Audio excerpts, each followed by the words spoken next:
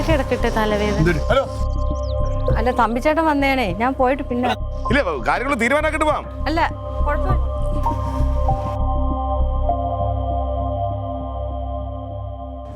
ആ എന്തേ ഓ എന്താ ഏയ് എന്ത് കാര്യങ്ങളൊക്കെ പറഞ്ഞോട്.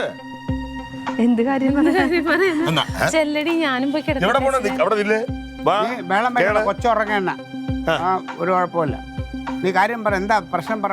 എല്ലാവരും ബാഗ് എടുക്കണ്ട, ഞാൻ എല്ലാവരുടെയും പൈസ സൂക്ഷിച്ചോളാന്ന് പറഞ്ഞു. പക്ഷെ ഞാൻ ആരെയും നിർബന്ധിച്ചില്ല. നിർബന്ധിച്ച് കേട്ടില്ലേ? ഇറങ്ങിയപ്പോ ഞാൻ പറഞ്ഞില്ലേ ബാഗ് എടുക്കണ്ടല്ലോ. ചേച്ചിയാ പറഞ്ഞ പൈസ ചേച്ചി നിർബന്ധിച്ചതും പോയതും വന്നു കാര്യത്തിലോട്ട് വാ, വിഷയം പറ. കാര്യം വേറൊന്നുമില്ല. എന്നിട്ട് ഞങ്ങള് ഇവിടുന്ന് പോയിട്ട് ഞങ്ങള് നല്ലൊരു സിനിമ സൂക്ഷിച്ച് പിന്നെ ഞങ്ങള് സിനിമ ഉണ്ട്. സിനിമ അയ്യോ എന്ത് സിനിമ തിയേറ്റർ ഒക്കെ മാറിയടാ, എന്ത് രസാന്നറിയോ. ഞങ്ങളിതിങ്ങനെ ഇങ്ങനെ കിടന്നിട്ട സിനിമ ഉണ്ട്. മഞ്ജു വാര്യരുടെ അഭിനയം, എന്റെ അമ്മേ.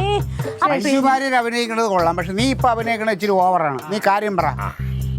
പിന്നെ അല്ല ഞങ്ങള് പിന്നെ സിനിമയൊക്കെ കണ്ടിറങ്ങിയിട്ട് ലഞ്ച് കഴിക്കാനായിട്ടൊരു ഹോട്ടലിൽ കയറി. അതായിരുന്നു സൂപ്പർ. ജ്യൂസ് എനിക്ക് മറ്റേ ഇതാ കരിക്കിന്റെ ജ്യൂസാ മേടിച്ചത്. ഓറഞ്ച് മതി. സുധി ചേച്ചിക്ക് പൈനാപ്പിൾ ആയിരുന്നു ആണല്ലേ. പിന്നെ ഞങ്ങള് ഞാൻ അന്നേരം എടാ നിന്നെ ഓർത്തടാ ഞങ്ങള് കഴിച്ചപ്പോ ഞങ്ങൾ പറയുകയും ചെയ്തു. കൊണ്ടുപോയിരുന്നല്ലോ നിങ്ങള് ലേഡീസ് ഡിന്നർ ഔട്ട് എന്നും പറഞ്ഞ് ആണുങ്ങളെ ഒഴിവാക്കിയല്ലേ. സംഭവം അവനെ കൊണ്ടുപോയില്ല, നിങ്ങൾ കഴിച്ചു, അതും കഴിഞ്ഞു. എനിക്ക് എന്താന്നറിയോ ആ കഴിച്ചു കാര്യത്തിലോട്ട് വാ. തങ്ക നീ കിടന്ന് ഉരുളല്ലേ, എന്താ സംഭവം എന്ന് പറയടി. എന്നിട്ട് ഒന്നുമില്ല ക്ലീറ്റോ, ഞങ്ങളങ്ങനെ ഭക്ഷണമൊക്കെ കഴിച്ചു കഴിഞ്ഞപ്പോഴത്തേന് പിന്നെ വെയിറ്റർ വന്നടാ. ഞാൻ പെട്ടെന്ന് വിചാരിച്ചു നമ്മുടെ അമ്മിണി മാമിയുടെ മോനാന്ന്. അവനെ പോലെ ഇരുന്നേച്ച്, പക്ഷെ അവനായിരുന്നില്ല. ആരിപ്പോ പറയില്ല, ഇപ്പൊ എന്റെ എന്നിട്ട് ബില്ല് തരാന്നപ്പോ ഞാൻ നോക്കുമ്പോഴേ ഈ പേഴ്സ് ഇങ്ങനെ തുറന്നിരിക്കുന്നു.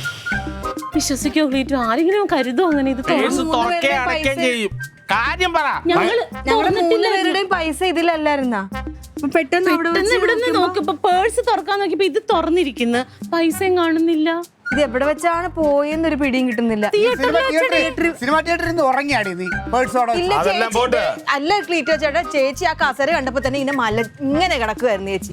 അതൊക്കെ എടുക്കാൻ വേണ്ടിട്ട്. പക്ഷെ ചേച്ചി ആ സമയത്ത് കുറച്ച് ഉറങ്ങിപ്പോയി, ആ സമയത്ത് പറ്റിപ്പോയതാണത്. എന്താണെങ്കിലും പൈസ പോയി. ഹോട്ടലിൽ എന്ത് സംഭവിച്ചത് പറയും. പൈസ പോയി കഴിഞ്ഞാൽ പിന്നെ അവര് വഴക്ക് പറയുമല്ലോ. അവര് പറഞ്ഞു ഇതുപോലത്തെ തട്ടിപ്പുകാരി പെണ്ണുങ്ങൾ കുറെ പേര് ഇറങ്ങിയിട്ടുണ്ടെന്ന്. പക്ഷെ ഞാൻ പറഞ്ഞു എന്റെ ഞാൻ തലേ തൊട്ട് വരെ സത്യം ചെയ്ത് ക്ലീറ്റോ, പക്ഷെ അവര് സമ്മതിച്ചില്ല. ഞാനപ്പൊ എന്ത് ചെയ്യണമെന്ന് ഭയങ്കരമായിട്ട് വിഷമിച്ചു. എന്നിട്ട് അവര് അരിയാട്ടാമെല്ലാം പറഞ്ഞ അപ്പഴാ വിളിച്ചത്, നിന്റെ നമ്പർ ചോദിച്ചു. ആ കൊളാനി വന്നത്. പിന്നെ ഞാൻ അവിടെ ചെന്ന് കാര്യങ്ങളൊക്കെ പറഞ്ഞ് മനസ്സിലാക്കി 990 രൂപയും കൊടുത്തിട്ട് വിളിച്ചോണ്ട് വന്നേക്കാ. ഒരു ലേഡീസ് ഡേ ഔട്ട് വരും, തീർന്നല്ലോ. ഇനി എന്താ പോകുന്നത്? വലിയ വലിയ പ്ലാനൊക്കെ നല്ലതാണ്, നല്ല സ്വപ്നം കാണുന്നത് നല്ലതാണ്. പക്ഷെ അത് നടത്തിക്കൊണ്ട് പോകാനുള്ള ഒരു മാനസികാവസ്ഥ ഉണ്ടാവണം മനസ്സിന്. അറിയാമോ? കഴിവില്ലാതെ ഈ പണിക്ക് ഇറങ്ങരുത്. സ്വന്തം കാര്യം സൂക്ഷിക്കാറിഞ്ഞോടേ. ഒടിക്കൊച്ചിനെ കൊണ്ടുപോകാൻ കാര്യമായി, തിയേറ്റർ വെച്ച് പറഞ്ഞു പോയത്. അയ്യേ, പക്ഷെ ഞങ്ങൾ ഒരു കാര്യം തീരുമാനിച്ചു. ഇവിടെ കിടന്ന് കറങ്ങുന്നോണ്ടാണ് ഈ കുഴപ്പം. സുലി ചേച്ചി പറഞ്ഞു ബാംഗ്ലൂർ ആണെങ്കിൽ സൂപ്പറാന്ന്. അടിപൊളി. അവിടെ ആകുമ്പോ വിളിച്ചോണ്ട് എനിക്ക് വരാൻ പറ്റൂല. നിർത്തിക്കൊള്ളു ഒരു ലേഡീസ് ഡേ ഔട്ട് പോലും.